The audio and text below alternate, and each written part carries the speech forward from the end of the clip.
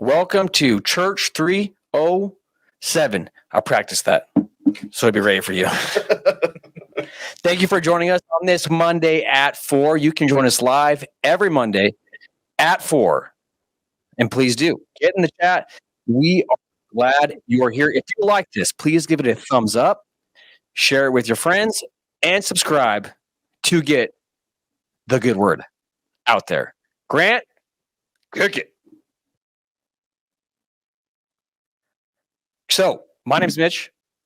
I'm glad you're here. Sitting with me today is Reverend Mike Lawrence Wilson. You know my middle name. Oh, I'm impressed. it's funny that I said your first name only as Mike, but I said your... You didn't say Michael? Yeah. It's not legit anymore. You better start over. Hello, my name is Mike Lawrence Wilson. But Jesus knows him as Michael. Also sitting at our table is Stephen Michael Roberts Nichols. Is that right? Dude, you nailed it. Okay. You're on a roll. 4 names? I have 4 names. That's impressive. When I got in trouble, it was awful. Terrifying. So there was, is it a good time for a story? Yes, it is. So we lived in Arizona for a little bit when I was a little kid. I don't remember this, but I'd get down into like in the corners of where everything was fenced off. Apparently there's like tarantulas and scorpions and stuff back in there. And my mom would yell, Stephen Michael Robert Nichols, get your butt over here right now. Well, about a week later, we go to the store and I'm sitting in that little buggy cart thing. Some lady comes up. She's like, "Oh, you're so cute. What's your name?" I said, "Stephen Michael Robert Nichols, get your butt over here right now." My mom went as red as Mitch's beard. It was crazy. Is that just because your parents are indecisive or couldn't decide a middle name? We're going to go with that. Okay. Yeah. No, I think they just had good friends. One Stephen, one Michael, one Robert. Gotcha. And so, yeah, they couldn't. They said Stephen Michael Nichols didn't sound good. Stephen Robert Nichols didn't sound good. So they, however you want to look at it, they cursed or blessed me with 2 middle names. That's awesome. That is fun. Stephen is a pastor over at another church in this town of Gillette, Wyoming called Journey Church. He's one of those jack of all trade pastors. Yeah. Doing worship and preaching and teaching and Doing what I can. everything. He does it all. Taking notes from these guys. Yeah. Also a Princess Bride fan. Is that what that is? That is correct. I'm a fan of Mowedge. Yes. His mug says, what is it? It says, "Hello, my name is Inigo Montoya. You drank my coffee. Prepare to die." Okay, good. So, To be fair, I didn't touch your mug. Good. Because you'd be dead. Yes, exactly right. don't even look at it. You guys were friends in high school. Yes, sir. We were in a Started in junior high, even. incredibly successful metal band. Yeah? Yeah. Sold a lot of albums? Yeah, we were huge on MySpace. Okay, good. European MySpace. Yeah, so it was okay. myspace.com.eu. Right. Yeah. Okay. Is it still there? Can you still? Oh, yeah. If you guys want to check it out, I'm not going to tell the band name, so happy hunting. That's right. Yeah, we did. We played music from junior high to college. Yeah, easily into college. A lot of fun. We wrote our own stuff and had fun doing rehearsals. Yeah. Kind of going around Wyoming. Yeah, A little we bit. did that. South Dakota, Mhm. some Montana. It's fun. Oh, of course, Europe. Yeah. Yeah, right. Brady Oh, said. yeah. Of course. Right. Of course. Yeah. Big in Europe. Yeah. Mitch and I were even roommates in Black Hills State University. Yes, and we so were. that was a lot of fun. In the wild days. Yes.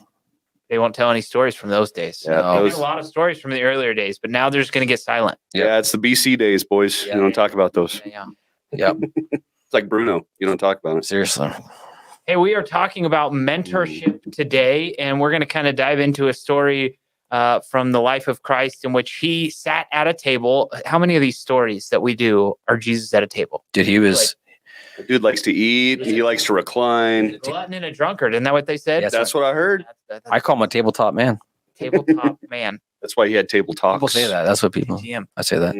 The story we're talking about today is, so last week we did Jesus in the temple, throwing over the tables. A few days later, he goes to the upper room. It's called the upper room.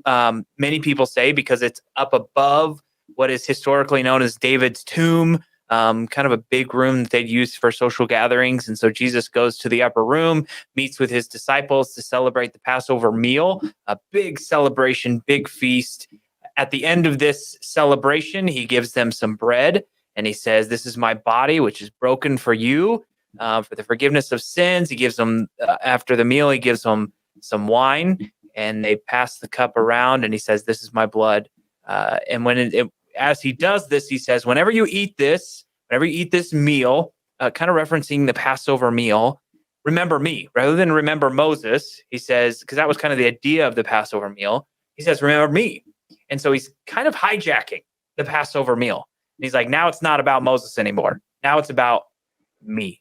And I think some of those guys would have been almost like, Jesus, you're saying this wrong, right? Because they had their Jewish book, the Haggadah. I can never say it right, but they had this, like, they would hold the bread up and they would read or they would say what they were supposed to, like this bread is the bread of affliction and all this other stuff. And so when Jesus gets up there and goes, "This is me, this is my body," I wonder if they were like, "Whoa, Wow. Jesus, yeah, you." I mean, he's sitting with his dudes too. Yeah, he's sitting with the 12. Yeah. And so what does this say about Jesus's priorities if right before he dies, obviously they're going to celebrate the Passover meal, but who he chooses to sit there with and the conversations that he has, what does that teach us? We always say that Jesus didn't come to establish a religion. He came to establish a relationship, a relationship with, at that time, immediately with his disciples, but also a relationship with us, with his church, with the body. Yep.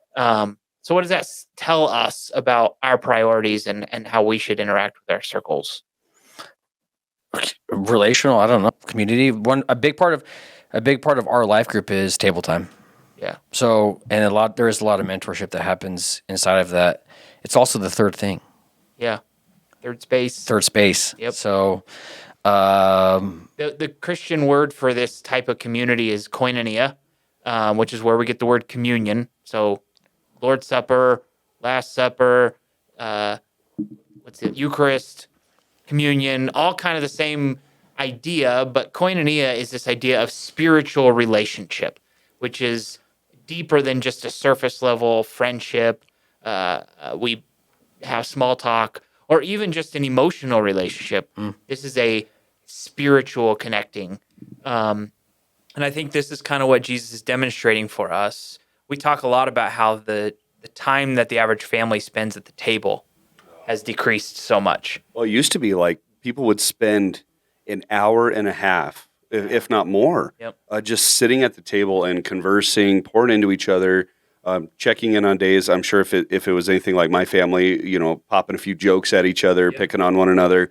But that's what I did for years with the Austin family, actually. And so going over to their house, and that big old rectangular table, it today means something so much more than just a piece of wood in the kitchen. What happened at those table gatherings? Mostly nothing deep most of the time. Well, your grandma Ruth, I would always sit next to her, and I was on the left. It felt like, so I was in the place of honor, right? Oh yeah. But she was always, "Stephen, you look like you're hungry," and she'd sit there scraping food onto my plate, and I was like, "Pass it on." I've had 4 helpings now. I can't fit anymore. And she's like, "Boy, you look hungry," and she just feed me. And so, how about you take some? Yeah. And then I'll take some. She's like, "Oh "I'm my not goodness." hungry." Like, Yeah, okay. Yeah. So she takes her portion and scoops it on my plate. I don't underestimate the value of just the community. Yeah. The communing together, because it is we did laugh, and there probably was some conversations about, I don't know if you were there on Sunday afternoons a lot. So there probably was some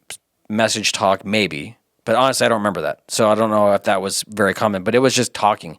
What happened last week? What are you guys doing? What is your life looking like? Yeah, your dad asked a lot about just what was going on in my life personally, and even though I was over there every day of the week, Right. like he would still ask and was showing curiosity. Yeah. And a lot of times it's that curiosity that opened up a lot inside of my story to be able to share that. So I feel like all the great mentorship experiences I've had started with good questions. Like somebody took the time to ask me questions that made me think, that made me get words out that I wouldn't have said otherwise. We always say the family that eats together stays together. And I think these table time, I feel like the families that have inside jokes, like you must spend a lot of time at the table because you keep talking about things that I don't understand. Yeah. Like something good is happening in this family. It's annoying to be around you right now. but something Right. good is happening at the But table. you almost want in though. Like, what is that? I gotta know. Yeah. And it's attractive. Yep. This is something I want for my family or to be in with your group. I want to know these things. Yep. Yeah, that's until you did hop in on that joke, like, yeah, Betty. And everyone's looking at you like, step back, son. You have no idea what I said. It really was a Shawshank Redemption. So Jesus is sitting at the table with his disciples. They are communing together. He's mentoring them in this situation. Now let's talk about who's at the table. So it's his 12, the Right. apostles. So at the table, you've got some people that used to be outcasts who he's now brought into the inner circle.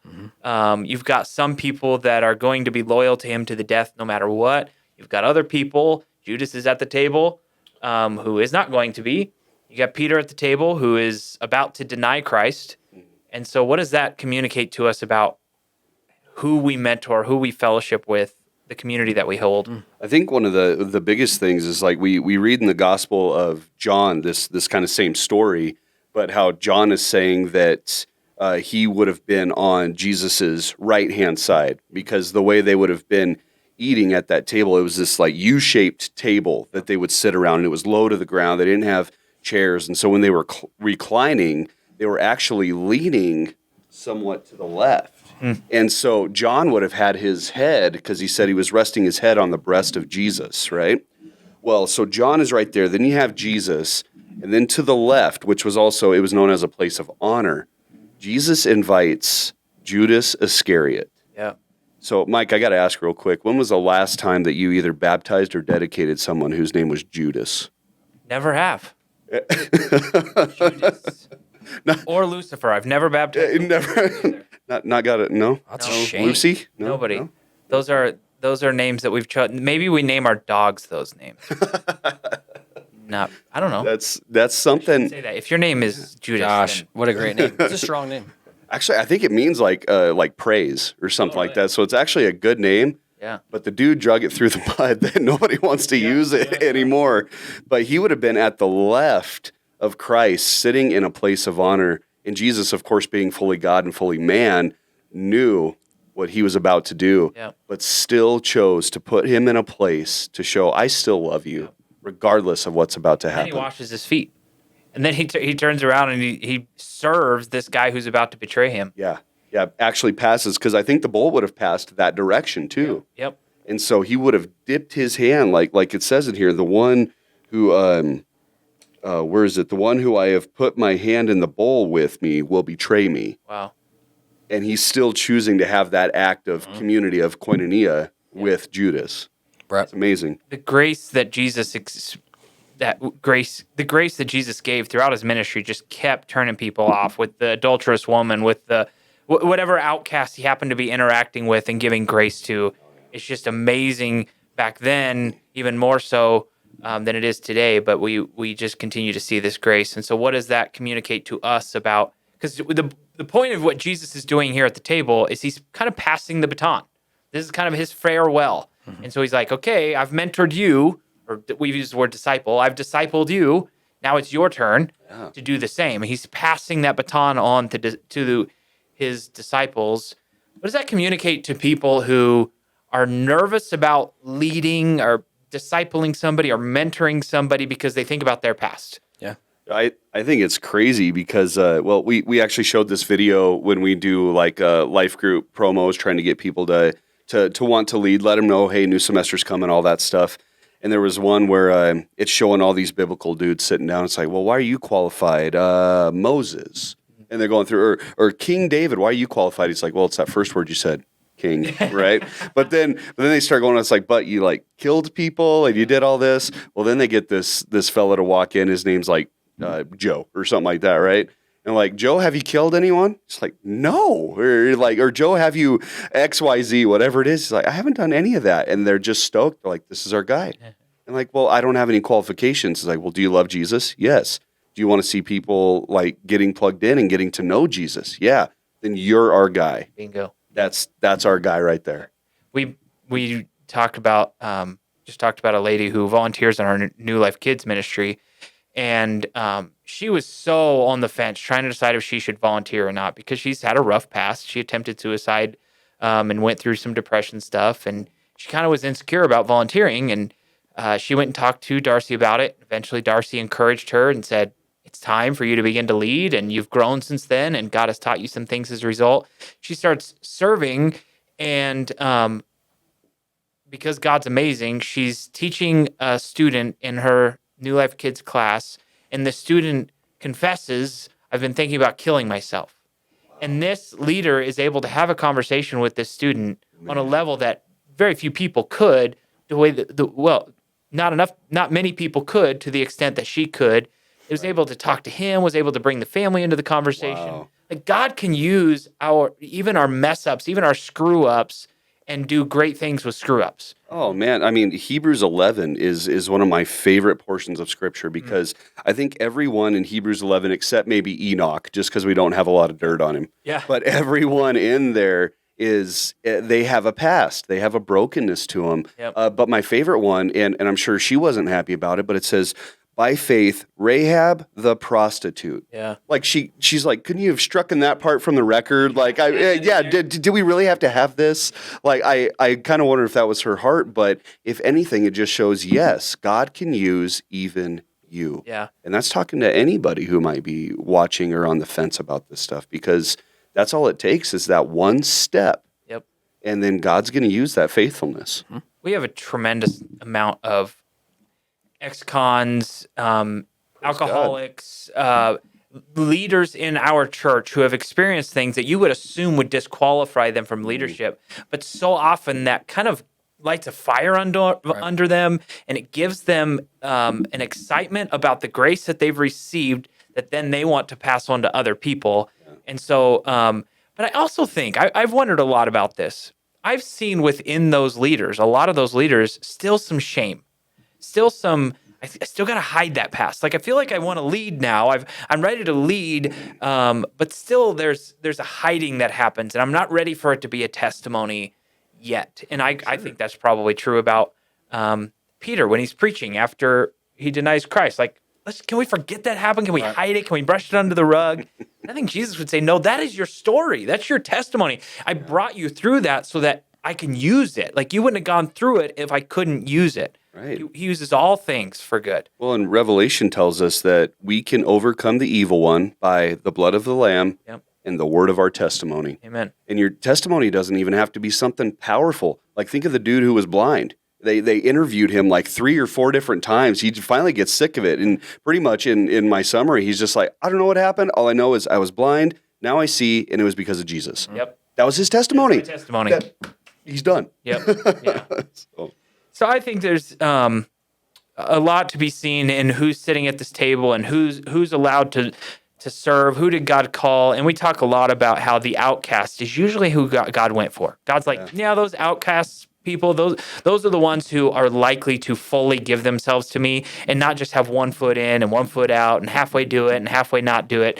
Once they're in, they are all in. And so if that's you, if you feel like you have a past that you are ashamed of, please don't let it hold you back. Step into the potential that God created you for and become the person that God created you to be. Amen. So we talk about Jesus's leadership ability. Sometimes we talk about how the things Jesus did was weird, but I think sometimes we fail to recognize the things that Jesus did were brilliant. Mm-hmm. I think we read in John this idea of Jesus being the good shepherd. I've always read that word good, and I thought it meant the gentle shepherd, the kind shepherd. Oh, yeah. And I've thought that, and I think he is gentle and kind, but that's not the point of that verse. It's saying, no, he's good at it. I looked up the Greek, and the Greek is kalos, which means like quality, fertile, rich. Right. A few verses earlier, it says the good pastures. Well, it's not saying they're gentle pastures. Right. It's saying they're quality. They produce well. They do their job well. Jesus isn't just a leader. Jesus isn't just a shepherd. He's the good shepherd. If you want to know how to lead, do it the way Jesus did it. And how did Jesus do it? Well, he surrounded himself. We've talked about who he surrounded himself. But then he's sitting at the table, and what's he doing? He asks questions. I think so often we come to the table with our families and we just don't have any plans. It's just, we just sit there, which I think is good. I think just unplanned community is good. However, I think it is valuable if we will come with intentional, planned questions. Yeah, absolutely. So wait, there's a few I always like to ask my kids. So I have a daughter who's 4, and then I have a son who's 2. He's going to be 3 at the end of April. But I'll always ask them, like, what was the highlight of your day? Just to find something that was good, and then just ask them, what is something that upset you today? Yeah. And just kind of almost like learning to process emotions. And like if Quinn says, well, so-and-so didn't share at school today or tied a spit in my face today or something, you know. Would never do that. No, never. Our kids go to school together, so So I had to throw something in there, right? he has to feel the wrath of my kid. Absolutely, yeah. Like, well, my daddy will beat your daddy up. Like, we haven't got there yet, but we all know Mike would win, so it's not fair. You guys would be like, my dad can out theology your dad. That's right. Probably. But I have a mug that says, no, that's probably, No. probably says theologian on it. I don't know. You got one of those? I don't. Oh, we should probably get you one. A theologian mug. A theologian mug. That'll be your new mug. Okay, I need a theologian. That's right. We'll hook you up. My mug is from my alma mater to prove that I Or that you studied. are smart. SMRT. Yep, Smart. that's what I am. Man, I'm jelioso. That's the Edgy. Greek word for jealous. No, it's not. No, it's not. No, not even close. Jelly-oso sounds like more like a dessert. Oh, right. I think you But, guys are yeah. pretty intentional at the table. What kind Yeah. of things do you talk about? We kind of do the same thing. We do a what was a success. We say what was a good thing today. What was a high, and then another one we ask what was a hard thing today. Yep. And then one thing that I took from my dad is after church we'll say I'll ask what's something you learned or what you guys talk about in church today. So yeah, it kind of goes along that same thing. Yeah. And then another big aspect, I think asking questions is big because there is sometimes I feel like our daughter looks at us and is like, you can see the gears turning like, I don't remember what was for lunch today. Yeah. I don't really understand. So, but Yeah, I think we have those go-tos that are just like, tell us about the best part of your day, tell us about the worst part of your day. But I've really been intentional lately about asking some more pointed questions. Yep. Like the other day I asked my son, do you ever doubt anything about God? Or do you ever doubt any of the Bible stories that you hear?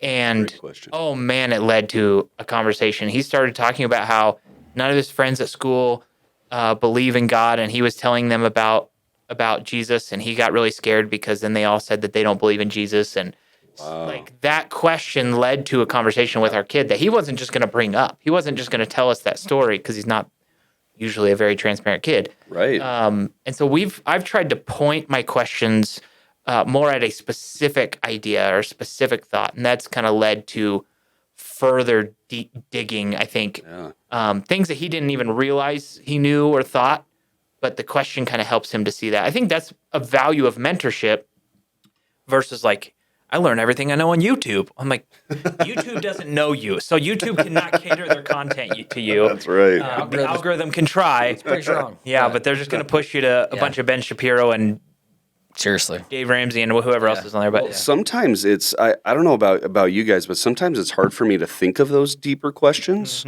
And I've got a friend who's really good at asking those. Like, obviously, that's a great question you asked, Mike. But we got this thing called a chat pack, and it's just these little questions, and we'll keep them by the dinner table. Oh, cool. And so if there's kind of like I don't know what to ask, I'll just pull one of those out, and they'll be.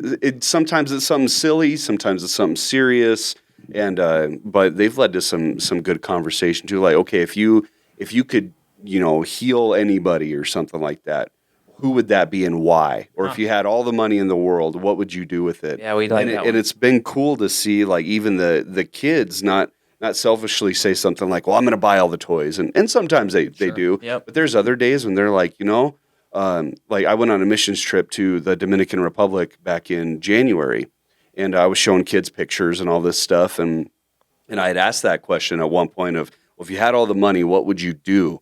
And they said, well, I would make sure that all the kids are fed at the orphanage. And you want to talk about like a proud dad moment. Heck yeah. And then the next, what would you do? And I asked my 2-year-old son, and he either mimics Quinn or he'll say something about a chicken butt. Because he's on Guess What Chicken Butt right now. And so he's like, I would buy chicken butts. It thinks he's so funny. And so it's... Somebody at my kid's school taught him your mom jokes. Nice. That's what you want. Oh, That's 6-year-old now. It wasn't mine. Mom jokes. No.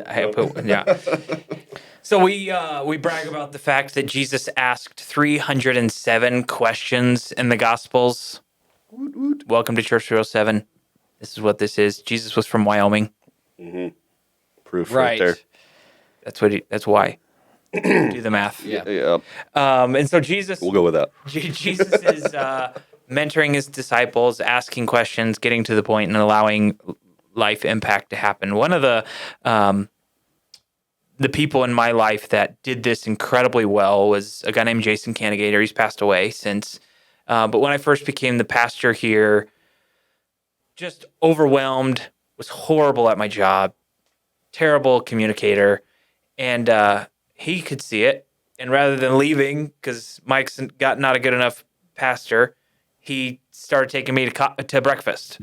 And when we would get to breakfast, everybody else saw it too, but he was the one that was willing to take me and work through with me. And he would start asking me questions. He'd say things like, what's your goal here? And why are you doing this? And why'd you say that? And what was the result of that last thing you did? And how are people receiving this? And the whole time he's asking these questions, in the moment, with the emotion I can remember is defensiveness. Because like, why are you asking? Do you don't trust me? Or did you hear something? Are you mad about something? And I'm like getting upset because what we're used to is shallow.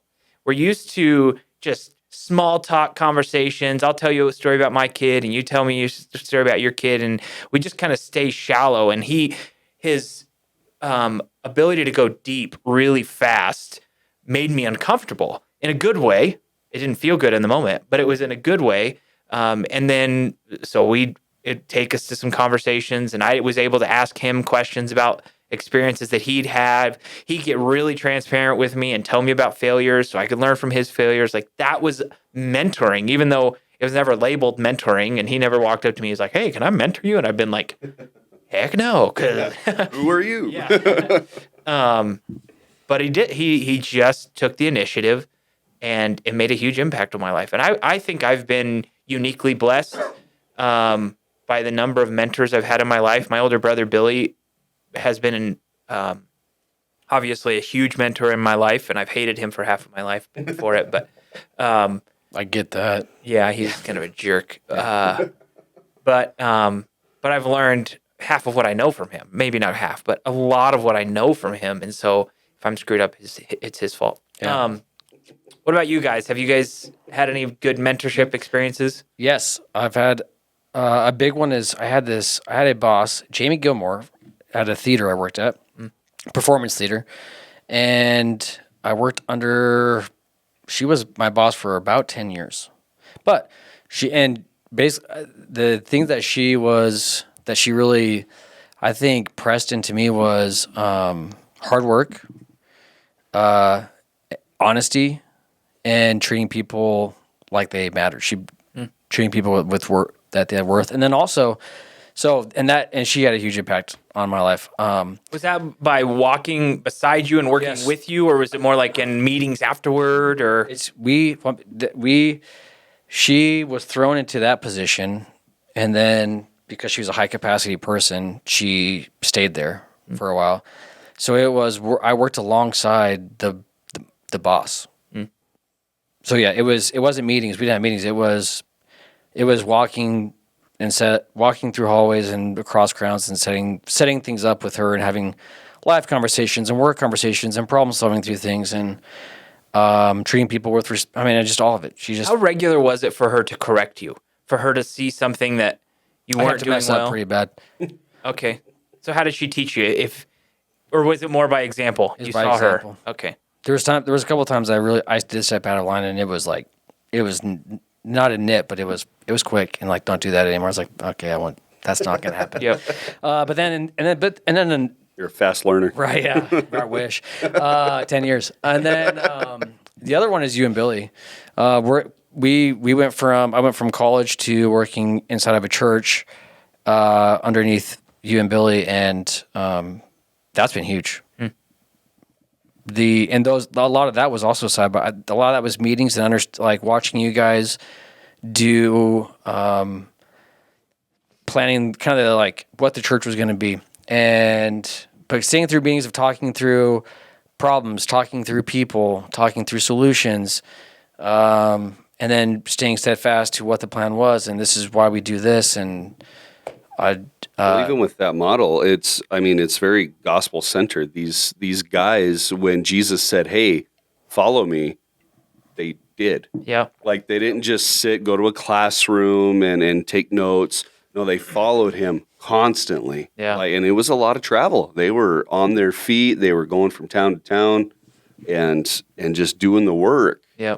But doing it side by side with Christ and failing on the way, which I had somebody tell me once that, the church should be the perfect place to fail when you try something. And I agree. Yeah. Like we should be able to have grace for one another. It's like, hey, you tried it, didn't work so well. Let's try it a different way, or let's give it a different approach. Right. But I feel like all those apostles, disciples, they would have had that same experience. And it's kind of the difference between, I remember sitting in college in classes and they're talking about these hypothetical situations. And I'm like, I have no application to this. I can't learn. Right. I mean, this is just hypothetical ideas.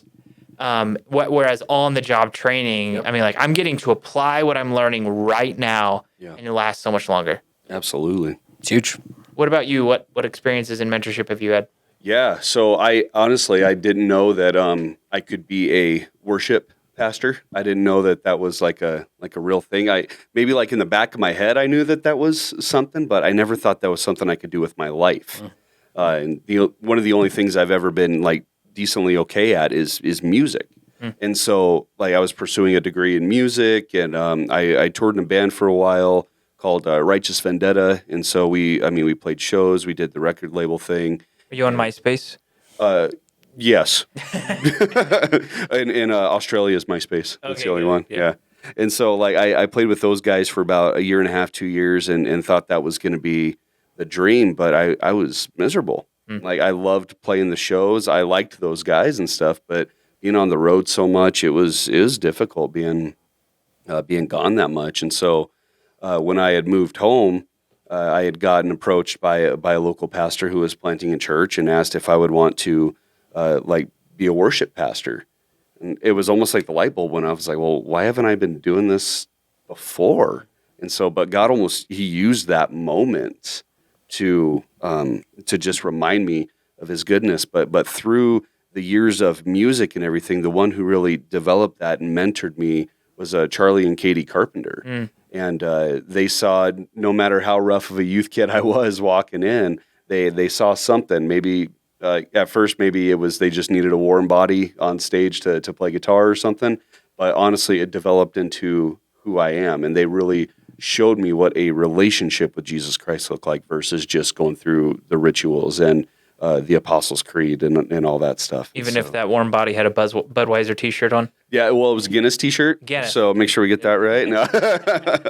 So yeah, exactly. Like they saw through that. They saw something deeper, and they didn't just stop me from, it's like, well, you're wearing something inappropriate. And I'm sure they had the conversations. Like now being a pastor, I'm like, oh man, there's conversations I've got to have that I don't want to, but trying to even put myself in someone else's shoes, like where are they in their walk? I think of the conversations that Charlie and Katie had after, like Wednesday night. Oh my goodness, we would leave and they'd be like, "Gosh, those what are we doing? Seriously, when are we going to talk to them? When? When are we going to talk to them?" You remember when we played at the Wesleyan camp in Rapid City? Oh, yeah. And we had went to Grant. It's funny. Grant's over here laughing because he knows exactly where I'm going. We had went to Rapid City and we stopped in, I think it was Aladdin's Palace or something. It was this arcade they had in the mall over there. And we won, of course, it cost you probably $50 by the time you're done, but we won this $5 Pirates flag. And it was Skull and crossbones, like skull. I mean, you would have thought if Mitch would have had a beard, he would have been red beard at the point instead of black beard. Yeah. But we put that thing on the antenna of course, their parents' Suburban that we took up there, and roll in that place with. Still have. Yeah, so we came rolling in hot into Cedar Canyon Campground with a pirate flag. and just, I mean, windows down, going, yep, and just yelling the whole time. And I can't imagine when people are like, who are that? And who are those people? Was it family camp or ladies? I don't know. I don't know. I thought it was for youth. Okay. No, it was for youth because I remember getting whooped during Capture the Flag. Okay. So, yeah. Which means it had to be youth and not ladies. Absolutely. Would not have Yeah, whooped you and capture the flag. Exactly. Yeah. Yeah. There was an older cowboy fella there who was, I thought he was just, mentoring and making sure everything was going kosher and all that. No, he pulled the wool right from under me, and he took the flag and took off, and I couldn't catch him. So, Dang. yeah. But yeah, we rolled into that camp, and I can't imagine, like, somebody asked, who are they? And Charlie's like, that's my worship team. Yeah. So I think Jesus probably did that with his disciples sometimes. Yeah. That's Who brings you disciple. guys? yeah. Sorry, I know. Whose kid is that? Yeah, sorry. Yeah, it's mine. So here at New Life, we have tiers of leadership. We take this from Mac Lake. So Mac Lake talks about leading self, leading others, leading leaders, and then leading departments. We don't really talk about leading departments because that's something our staff talks about, but we don't talk about it with the community much. Leading self is kind of the first step of leadership. Hopefully most people are doing that when they're teenagers and in their college years, when they're kind of learning how to be responsible and take care of themselves, organize their life, show up to places on time. And it's when people demonstrate an ability to lead themselves, and that would include leading their families, like their family's not all consuming that so much so that they can't have time to lead others. Right. Once somebody demonstrates the ability to lead themselves and their family, then we invite them to a next step of leadership, which is leading others. And so I think that's usually where people have to kind of break through, like, I'm worthy to do this. I have something to teach. I'm capable of this. And so somebody eventually breaks through that. And I think also in the leading self step is when it's so important to seek out mentors, to find mentors. I think the best leaders I've ever known are mentorship squirrels. There's like squirrels gather acorns. It's like they're looking for mentors in everything. Every little endeavor they do, every project they have, they're finding a mentor to help them with that thing. And I think some people can become a consumer in that step and they only choose to be mentored. But hopefully people take the call to the next step and become a leader and mentor other people. And if you're looking for a mentor? Yeah. I think we were talking about this earlier today, so I think it's worth saying. What's the best way to get a mentor? Hey, will you be my mentor? No, that's not the way to do it. However, since preaching this sermon on mentorship, I've had multiple people ask me to be their mentor, so that's okay. Thank you. Yes, to you. Thank you. What about straight up asking questions like we talked earlier, right? It's honestly start asking deeper questions, right? Not just around your dinner table with your family, but asking people in your life groups, in your community, in whatever you're doing, people you're walking beside. Maybe it's somebody you work with. Maybe it's somebody you go to church with, somebody who maybe having a rough time, but you can pour into their life in just some aspect. I think it's going to speak volumes. Yep. I think the wisdom is build a relationship. Right. Hey, can I buy you coffee? Yeah. Can I buy you lunch? Mm-hmm.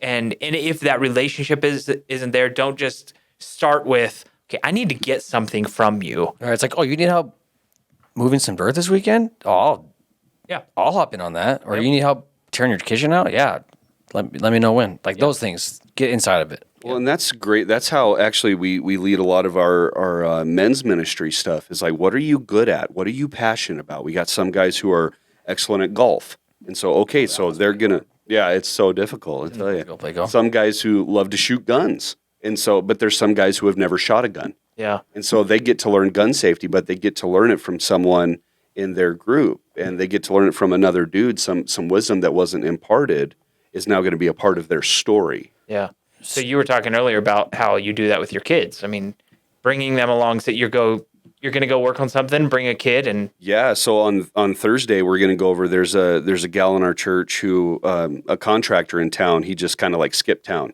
And she has all these things like a vanity and flooring and all this that hasn't been installed yet. And she has no idea what to do.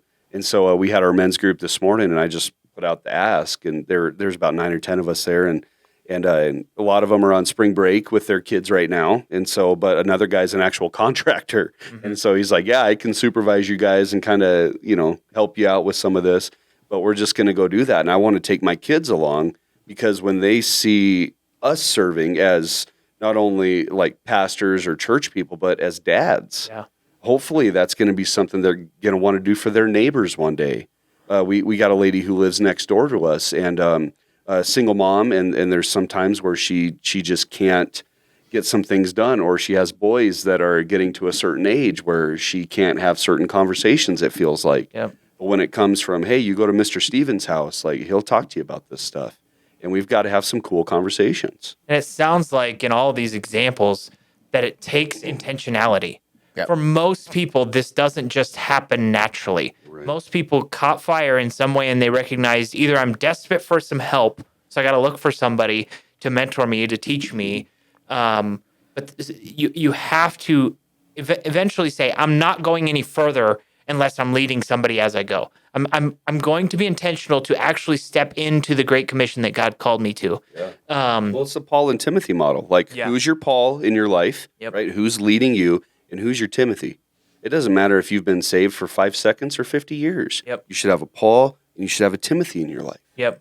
It doesn't matter what you've learned something. I mean, if you know how to cook, or if you've graduated from high school, or if you've ever had a kid or gotten married or gotten out of debt or lost weight, like whatever you've done in that process, you've learned something that can be passed on. You have wisdom to pass on. Right. Find somebody who doesn't have that wisdom and pass it on to them. Yep. Mitch has helped me with that, with even just the technology side of worship nowadays, like trying to figure some of this stuff out, like we're doing today, because we do want to reach people who may not be able to come into church and do all that stuff. And so there's tons of times I've reached out to Grant and Mitch and like, how do you do this? Yeah. And they've been more than happy to help out. At least they pretend they're more than happy to help out. Oh, we're just YouTubing it while we talk to you. No. This is how I taught that idiot pastor at the other church. That's right. You guys are dumb. What's the third one? Because we are. Are we over? We're getting close. Getting close. Yeah, so you send me that third one, Mike. Send it home. The third level of leadership is leading leaders. So I've demonstrated I know how to lead others. I'm going to now teach others to do what I've done. That would be leading leaders. Is there any questions or anything being thrown out on? We don't. No questions. Nope, I can't throw you guys, we're so good. We've answered all your questions before you've even asked them. That's right. That's what it is. So how are you developing leaders in your area? Depends on the area. We are very intentional about creating hierarchies of, that sounds not like in a, I'm going to lord it over people kind of way, but not a dictatorship. There has to be levels. There has to be something to Yeah, so I'm able to say, okay, these are the people who have demonstrated not only a willingness, but also a capability. And so I am constantly searching for, we're leaning heavily into church planning right now. And so we're looking for not just people who can lead others, but also people who can like lead an organization. That would be the fourth, the lead department would be the fourth level. Like, who is that I could really pour my whatever I have to pass on? Who can I intentionally give that to? And so we've been talking a lot about how do we identify those people. That's awesome. Yep. Yeah, it's good to raise up leaders. And one of the things I've always said is I want to kind of work myself out of a job. So if I do, go out and get hit by a bus and I go to be with Jesus, like the joke is always, first off, neener. Yep. And I'm with Jesus and you're stuck here. But secondly, the church is going to go on because it's not about one or two people. Yeah. It's about the body of believers. The best example I have of that is Paul, our discipleship pastor. When he came here, we didn't really have many men's groups. Did we have any men's groups? I don't think, or men's life groups. Nope. I don't think we did. And he came in and he was like, I'm going to start one. And then he took that initial core and he kind of helped a couple people in that group learn what it looks like to lead. And then he kind of sent them out and they started life groups and then those groups. And it's just kind of multiplied. And he multiplied himself and he was able to demonstrate what it looked like to lead a men's group. And now as a result, our men's ministry is growing faster than any of ours. And That's because awesome. And that's why we call him Father Paul, Father Paul. So We don't. It's not like a. Papa Paul. He didn't earn that title. It was given to him. He doesn't wear a collar. no, he does not. It's a shame. We can change it. Yeah, I don't know. That was great. Yeah. We got it in. That's it. Yeah. Yeah, you can mentor people. You can mentor people, and you should find someone or people to mentor you. Heck Yeah. Hey, if you guys like this, please give it a big thumbs up. And if you didn't like it, would you please hit the thumbs down twice? That's right. Just to make double thumbs sure. down. 2 thumbs down. That's Make sure it sticks. okay. Yeah. Also, please subscribe. If you subscribe, this for one notifies you that it's 4 p.m. on a Monday, but also it helps get the word out that this is happening and lets people know they can tune in, and we can grow the crowd and the community that is watching this. So please like it, please subscribe, and share it with all of your loved ones. Share it with your enemies. Really stick it to them, please. Yeah. I don't know. Is there anything else, Pastor Mike, that we need to? I think that's it. Okay, well, you should Benny us out of here. Hey guys, thanks for joining us. Don't forget, Jesus loves you unconditionally, and he died to give you New life. later.